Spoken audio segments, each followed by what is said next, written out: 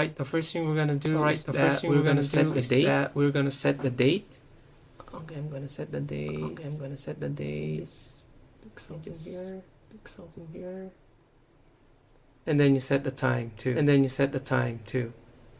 I'm gonna press on done. I'm gonna press on done. Okay.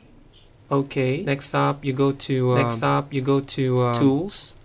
Tools. Go to partition SD card. Go to partition SD card. Press on OK. Press on OK. And then we have four options here. I'm using a 64 GB card. I'm gonna use for my emuMMC. For my emuMMC. If you're gonna be installing Linux, Android, or for this card, you can just toggle this thing up. But I'm just gonna install an emuMMC for this. I'm gonna go on next step. I'm gonna go on next step. And then it's gonna ask you to partition the card. I'm gonna press on start. Wait for it. And then I'm gonna press the power. And then I'm gonna press the power to continue on the process. And then let's just wait for it. To finish.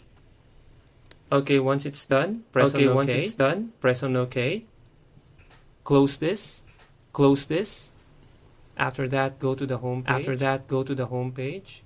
On the home page, we're gonna create an emuMMC. Press on it, and then press on create.